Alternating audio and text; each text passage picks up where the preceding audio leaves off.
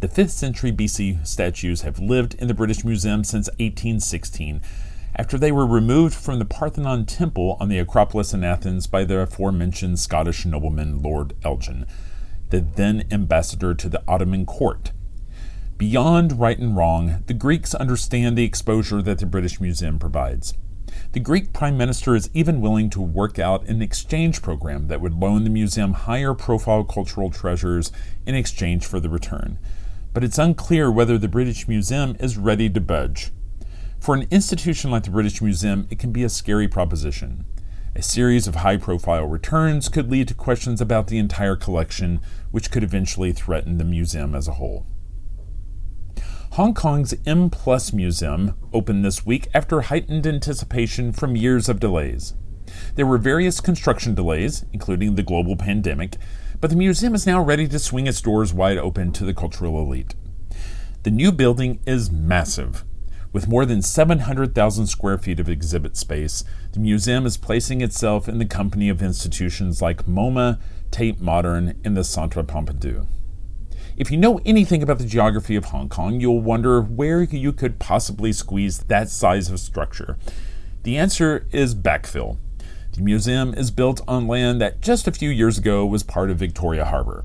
The art world has chipped in lauding the opening of the cultural institution. It should provide a bridge between Western and Asian cultures in a city-state that traditionally has been thought of as a capitalist epicenter bereft of high art and culture. And even now, as the institution opens, there are questions about the autonomy of the museum. Hong Kong as a city-state has lost its autonomy in recent years, and there are those that fear the museum will not have the freedom to explore all topics or hear all voices because of oversight from Beijing. Anish Kapoor keeps pushing the boundaries of materials.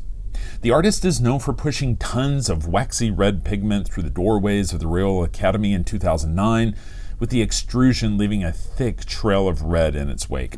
He spent years playing with reflective surfaces, which when combined with extremely concave or convex shapes, become mind-bending.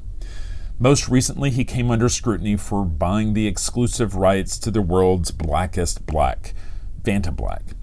That material, which reflects practically no light, is also mind-bending. If applied to a sculpture, the 3D object loses its dimensionality and looks like a silhouette that changes as you move around it and view it from different angles.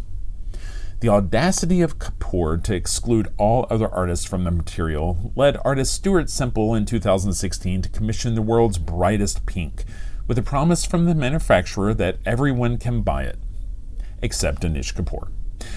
To buy the paint, you actually have to sign a release confirming that you are not Kapoor. So what's in the works now for Kapoor? He has announced that he has something big in store for the Venice Biennale.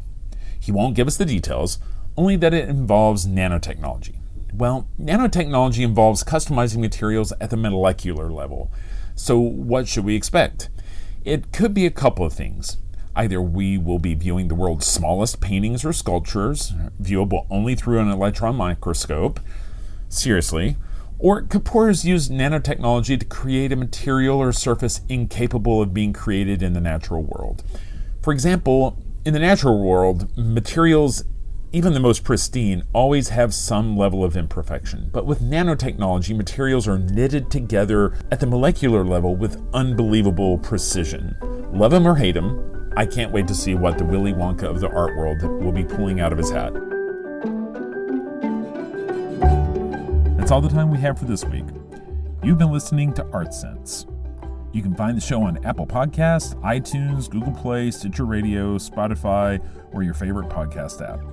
If you've enjoyed this podcast, be sure to subscribe, and while you're there, please rate the show and leave a quick review. Your feedback is the key to other folks finding us. If you'd like to see images related to the conversation, read a transcript, and find other bonus features, you can go to cambia.art and click on the podcast tab. If you'd like to reach out to me, you can email me at craig@cambia.art. Thanks for listening.